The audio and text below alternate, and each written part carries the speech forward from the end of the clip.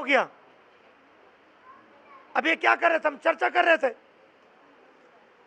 قرآن پاک کا فیصلہ سنیں. ماشاء اللہ عالم مفتی شیخ الحدیث بیٹھے. قرآن پاک کا فیصلہ سنیں جو رب العالمین نے فرمایا ہے کہ فَاذْكُرُونِي أَذْكُرْكُمْ فَاذْكُرُونِي أَذْكُرْكُمْ. تم میرا زمین پر ذکر کرو، آسمان پر میں تمہارا چرچا فرماؤں گا. فرمایا رب العالمین وہ ذکر کیسا اور وہ چرچا کیسا؟ رب العالمین نے فرمایا ذکر کر میری نعمتوں کا اور میری رحمتوں کا. وہ نعمت کیا ہے؟ سب سے بڑی نعمت یہ ہے کہ اللہ تعالی نے ہمیں مسلمان کے گھر پیدا فرمایا.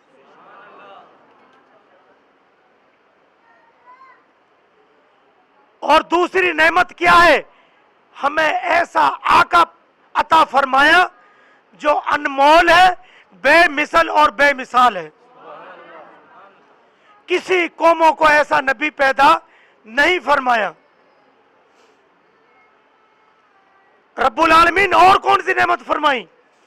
فرمایا اور میں نے ایسی نعمت فرمائی، میں نے 4 آسمانی کتابیں بھیجی، پر جیسی قرآن بھیجی سے کسی کو نہیں بھیجی.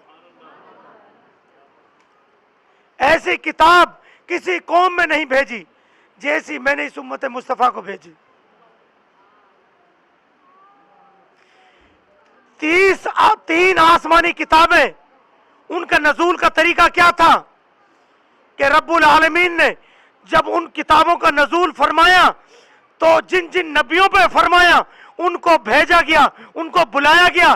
تم فلاں پہاڑ پہ آ جاؤ، تم کوہ طور پہ آ جاؤ، تم فلاں سمندر کے کنارے آ جاؤ، آپ اپنی کتاب لے جاؤ. اور جب قرآن کی باری آئی فرمایا اے میرے محبوب جہاں جہاں تک آپ چلتے رہیں گے قرآن تیرے پیچھے آتا رہے گا. جہاں جہاں آپ زبان اقدس سے فرماتے رہیں گے قرآن کا نزول ہوتا رہے گا. کتنا فرق آیا؟ 4 کتابوں میں سے 3 کتابوں کی ذمہ داری میرے رب نے نہیں لی. جب قرآن کا نزول ہوا فرمایا اس قرآن کی ذمہ داری میری ہے، اس میں کوئی رد و بدل نہیں ہوگی. یہ تھی وہ نعمتیں. اور سب سے بڑی نعمت عطا فرمائی جنت الفردوس. کیا اس میں مودی جائے گا؟ کیا فرعون جائے گا؟ کوئی قارون جائے گا؟ یزید جائے گا؟ کوئی قادیانی جائے گا؟ کوئی مرزائی جائے گا؟ اس جنت میں جائے گا تو یہ امت مصطفیٰ جائے گی. یہ امت مصطفیٰ جائے گی. اور رحمت کیا عطا فرمائی؟ یہ تو نعمتوں کا ذکر ہے، اب آگے رحمتیں. وہ رحمتیں کون سی عطا فرمائی؟ سب سے بڑی ہمارے لیے رحمت جو عطا فرمائی وَمَا أَرْسَلْنَاكَ إِلَّا رَحْمَةً لِلْعَالَمِينَ. میں نے اپنے محبوب کو تمہارے لیے رحمت بنا کے بھیجا. رحمت بنا کے بھیجا. رب العالمین وہ رحمت کیسی ہے؟ وہ رحمت ایسی ہے دنیا میں کوئی عذاب آئے گا میرا حبیب دعا فرمائے گا وہ عذاب بھی ٹل جائے گا.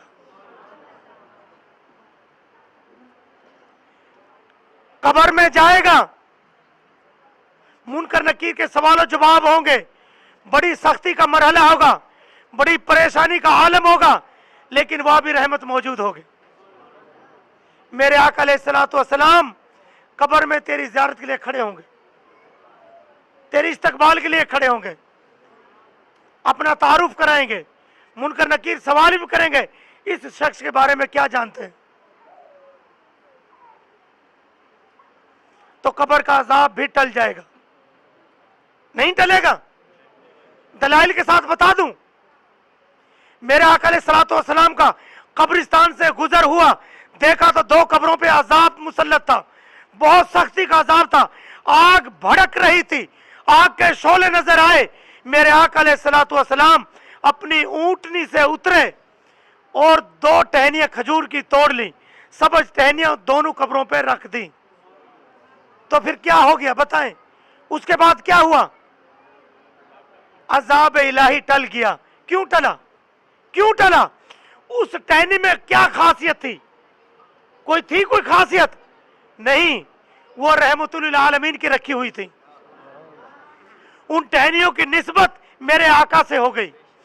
जब मेरे आका से निस्बत उन टहनियों की हो गई, उनमें भी रहमत आ गई।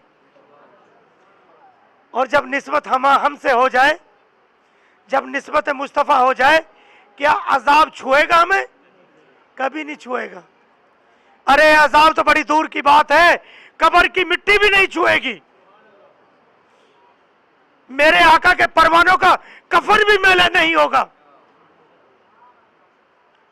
मिट्टी की कब्र की मिट्टी तो बड़ी दूर की बात है। मेरे आका के गुलामों का, जन्नत के परवानों का कसम से कफन भी मैला नहीं होगा। कब्र भी खौफ खाएगी, कब्र भी खौफ खाएगी कि ये मेरे आका का गुलाम आ गया है, इसकी मेहमान नवाजी करो। कहीं मेहमान नवाजी में कोई गफलत ना हो जाए, कोई कमी ना हो जाए, हम रब की पकड़ में आ जाए। कब्र भी खौफ खाएगी। और रहे कीड़े मकोड़े, कीड़े मकोड़े मेरे आका के गुलामों से 3-3 मील दूर भाग जाएंगे कि गुलामियत मुस्तफ़ा है, मेरे आका का गुलाम आ गया है, कहीं मैदान हशर में मेरी पकड़ ना हो जाए। ये रहमत की बातें बता रहा हूं।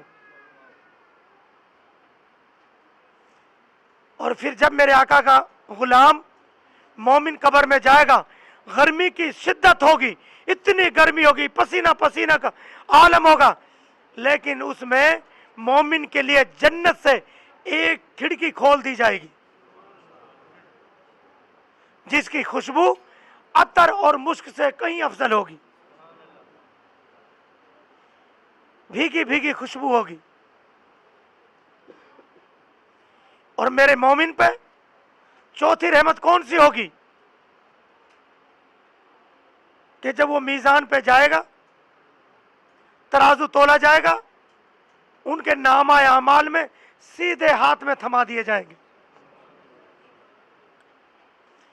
और जो मेरे आका के मुनकर होंगे, उनके आमाल, उनकी नमाजें, उनकी इबादतें काले कपड़े में लिपेट कर उनके मुंह पे मार दी जाएगी।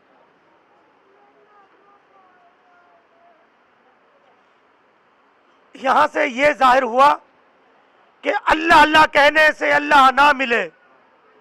ये अल्लाह वाले हैं जो अल्लाह को मिला देते हैं। तू कितना ही कयामत तक पढ़ता रहे ला इलाहा इल्लल्लाह, ला इलाहा इल्लल्लाह, लेकिन तू मोमिन नहीं हो सकता जब तक उसके हबीब का नाम ना लेगा, मुहम्मदुर रसूलुल्लाह। जब तू उसके आका के नाम के बगैर मुसलमान नहीं हो सकता, फिर तू कितने अल्लाह कर ले, जन्नत में कैसे जाएगा? जन्नत में कभी नहीं जाएगा।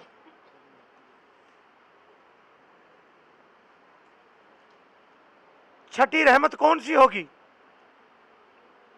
लोग प्यास से भड़कते फिरेंगे, प्यास से मुंह खुशक हो जाएंगे, लेकिन मेरे आका के गुलामों का आलम यह होगा कि वो हौज़े कौसर पर खड़े होंगे और अपने हबीब के दस्ते मुबारक से जाम पी रहे होंगे। ये भी रहमत है कि नहीं हमारे लिए? और इससे बड़ी रहमत और भी है, जब पुले सिरा से गुजर होगा, थर थर कांप रहे होंगे, जो तलवार से तेज, बाल से बारीक और नीचे आग के शोले जलाए होंगे, आग की नहर चल रही होगी, उसके ऊपर से वह पुल होगा, किसी की हिम्मत नहीं पड़ेगी, किसी की हिम्मत नहीं पड़ेगी। जिन्होंने दुनिया में दरूद और सलाम पढ़ा होगा, वो निडर होके सीधे पुल से गुजर जाएंगे, और जब पुल से गुजरेंगे, सामने मेरे आका ने हाथे से किए होंगे, आजा मेरे उम्मती आजा, मैं तो तेरा कब से इंतजार कर रहा हूं। और वो आसानी से गुजर जाएंगे, बल्कि मेरे आका ने मिसाल दी, कैसे दी है, जैसे घी से बाल को निकाल ले, ऐसे गुजर होगा उनका। और मैं ये हर महफिल में माशाल्लाह फरमाता रहता हूँ, बयान करता रहता हूँ, इससे ईमान ताज़ा होता है। कोई तो कही सुनी बातें होती हैं, कोई ऐसे बातें होती हैं जो सामने आंखों के सामने हो जाए और उन पर अल्लाह और उसका हबीब राजी हो जाए और हमारा बेड़ा पार हो जाए,